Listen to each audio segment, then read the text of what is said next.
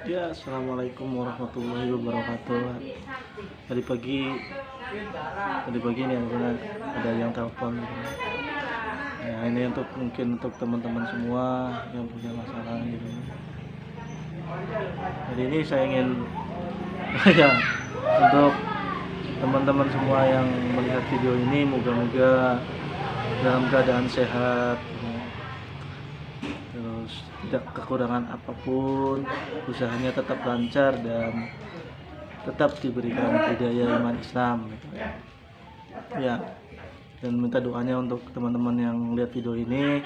Saya lagi kurang fit ini, tapi ya makanya tetap harus membuat Q&A, question and answer tentang seputar masalah probiotik yoga. Nah, ini kan untuk daerah-daerah sekitar Jawa gitu, ini kan karena mulai ekstrim cuacanya itu, karena siang panas banget, malam itu dingin banget. Tentunya ini mengefek pada budidaya ikan-ikan kita gitu, baik yang ikan kolam terpal, kolam semen gitu kan, kolam tanah gitu, dan mungkin juga yang ada di pakai yang saat lagi booming gitu kan, itu yang ada pakai ember. Pasti teman-teman ini umumnya ini mengalami masalah ikan ini nggak mau makan gitu.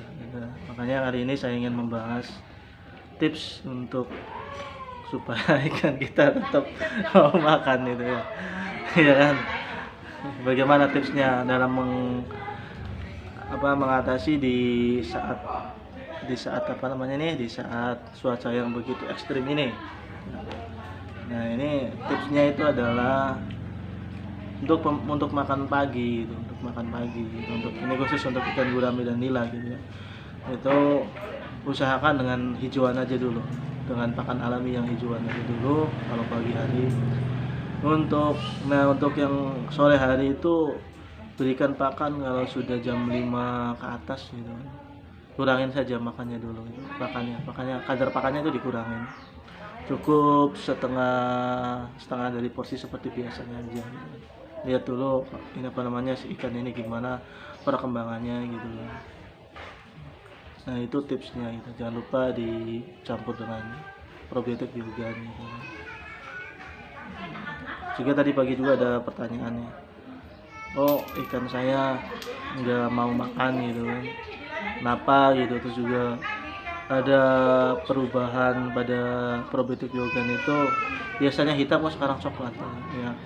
Yang saya jawab gitu kan, ini karena kita kebanyakan orderan gitu sebenarnya, jadi harusnya masih masa tidur ya, ternyata menjadi harus segera dikirim gitu, jadi kurang masa tidurnya gitu.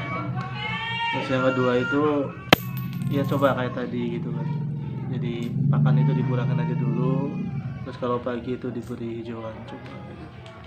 Nah, untuk juga pagi dari Jambi gitu bercerita kalau dia dari kecil itu memakai biogan itu, maksudnya ikan guramenya itu 1 tahun dia bisa panen. Kok sekarang ibaratnya tuh sudah 1 tahun kok ikannya masih ukuran 3 ons. Kenapa?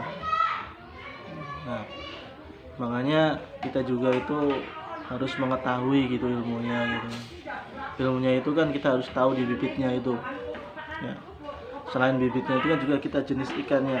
Kalau jenis ikan gurami kan itu macam-macam. Ikan gurami soang, terus ikan gurami Jepang itu kan mungkin berbeda. Yang paris juga berbeda. Jadi kecepatan untuk pertumbuhannya berbeda, dan juga hasil yang didapatkan juga berbeda. Nah, jadi kita harus mengetahui dulu ini jenis ikan gurami yang mana. Kedua itu secara alamiah gitu.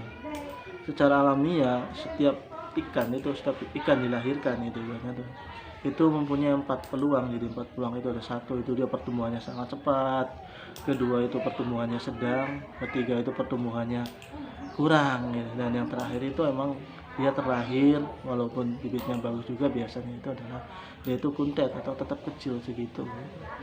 Cuma perbedaannya kalau kita benar aplikasinya gitu, walaupun ikan ini besar itu, maksudnya ikan ini kita pelihara itu, nah kita pas mendapatkan bibit yang keempat tadi, itu ikan yang kuntet itu perbedaannya paling-paling di perutnya, itu perutnya lebih gemuk.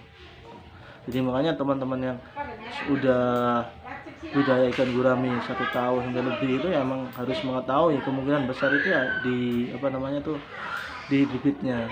Kalau kita aplikasi sudah benar, ini semua penjagaan air juga benar, makan juga benar, gitu. Pasti di bibitnya, gitu. Jadi perhatikan bibitnya, jadi pastikan itu bibitnya. Makanya saya juga pernah membahas di tulisan saya kalau membeli bibit itu kita harus tahu, jangan sampai bibit yang terlambat itu seharusnya karena waktu di bibitnya itu dia makannya itu kurang gitu, makan pertumbuhannya terganggu dan terus kita beli gitu. Emang ukurannya 2 jari 3 jari, tapi sebenarnya umur segitu dia tuh udah 4 jari 5 jari, cuma karena pada waktu di pembibitannya itu yang melihara pertamanya itu kekurangan makan gitu, makanya dia pertumbuhannya terganggu ya.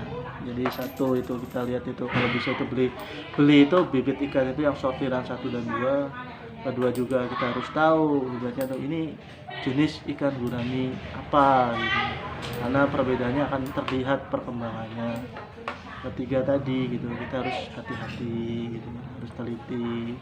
Jangan karena membeli bibit yang murah gitu kan, lebih murah dari di pasaran kita beli, ternyata 2 hari 3 hari kita bawa di rumah ternyata mati semua. Ini pernah terjadi gitu kan, pernah terjadi seorang peternak gurami gitu sampai memaksakan uang tabungan anak-anaknya itu untuk membeli ikan gurami, begitu ikan gurami karena yang lebih murah, dipikirnya ini akan sangat menguntungkan karena harganya di bawah pasaran, tapi ternyata kenyataannya ini dia ikannya itu bermasalah gitu, bukannya untung malah buntung.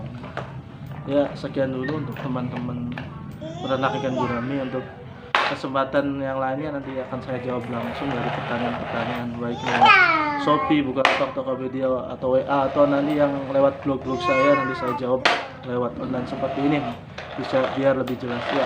Sekian dan terima kasih, semoga teman-teman peternak di rumah itu ternak ikannya semakin sukses gitu kan, diberi rezeki yang melimpah gitu kan, berkah dan melimpah gitu. Ya, sekian dan terima kasih. Assalamualaikum warahmatullahi wabarakatuh.